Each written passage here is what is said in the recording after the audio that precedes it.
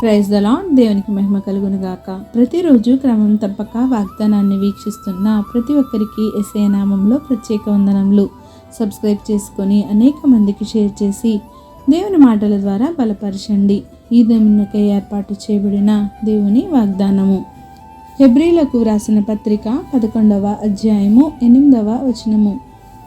అబ్రహాము పిలువబడినప్పుడు విశ్వాసమును బట్టి ఆ పిలుపునకు లోబడి తాను స్వాస్యముగా పొందనయున్న ప్రదేశముకు బయలు వెళ్ళెను. మరియు ఎక్కడికి వెళ్ళవలెనో అది ఎరుగక బయలు వెళ్ళెను. అబ్రహాము పేరు మొదట అబ్రాముగా పిలువబడింది. తండ్రి విగ్రహాలను తయారు చేస్తుంటే అబ్రాము వాటిని అమ్మేవాడు.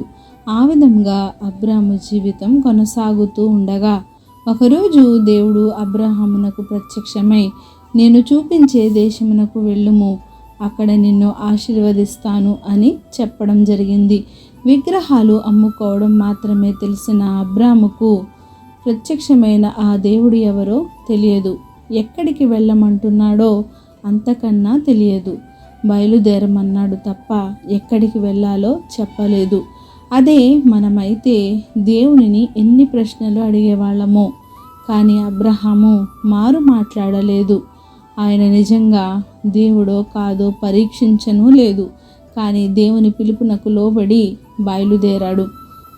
ఎక్కడికి వెళ్తున్నాడో తెలియని వాడిని ఏమంటారు? పిచ్చోడు అని అంటారు. అయినా అబ్రాము విశ్వాసముతో ప్రయాణం సాగించాడు. ఆ దినమున ప్రారంభమైన అతని విశ్వాస ప్రయాణం అతనిని ఎంత ఎత్తుకు చేర్చింది అంటే, భూమి యొక్క సమస్త వంశములు ఆయన యందు ఆశీర్వదించబడ్డాయి. మీ తండ్రి ఎవరు అని ఎవరిని అడిగినా చెప్పే సమాధానం అబ్రహాము వంశము అని, తండ్రి అయిన అబ్రహాము అని. అంతేకాదు, యేసుక్రీస్తు వారు వచ్చిన వంశము కూడా అదే.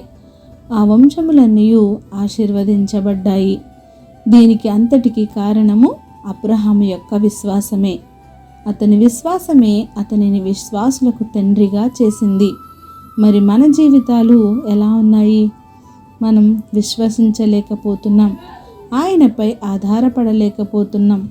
అవిశ్వాసులుగానే ఉంటూ ఆశీర్వాదాలను అనుభవించలేకపోతున్నాం, విధేయులుగా ఉండలేకపోతున్నాం.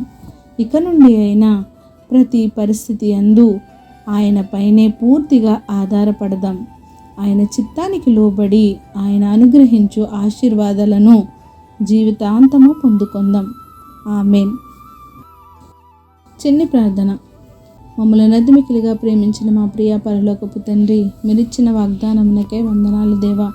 ఎవరైతే ఈ వాక్యాన్ని విన్నారో, విన్న వాక్యాన్ని వారి హృదయగదిలో భద్రపరుచుకొని వాక్యానుసారంగా జీవించే జీవితాన్ని ప్రతి ఒక్కరికి దయచేయండి ప్రభా. మీ యందు విశ్వాసము కలిగి అబ్రాహాము వలె నాయనా నీ మీద నిరీక్షణతో సాగిపోయే బ్రతుకును ప్రతి ఒక్కరి జీవితాల్లోనూ ఉంచండి. ప్రార్థన అవసరమైన ప్రతి ఒక్క బిడ్డని సమయంలో జ్ఞాపకం చేసుకోండి. వారి అవసరాలను అక్కరతలను తీర్చండి. ఎంతోమంది ఎన్నో రకాల ఇబ్బందులతో ఉండగా వారిని మీరే ఆదరించండి, కనికరించండి, కృప చూపించండి. సమస్త ఘనత మహిమ ప్రభావం మీరే ఆరోపించుకుంటారని యేసుక్రీస్తు పరిశుద్ధ నామమున ప్రార్థించి అడిగి వేడుకొంచున్నాను మా తండ్రి. ఆమేన్. God bless you all.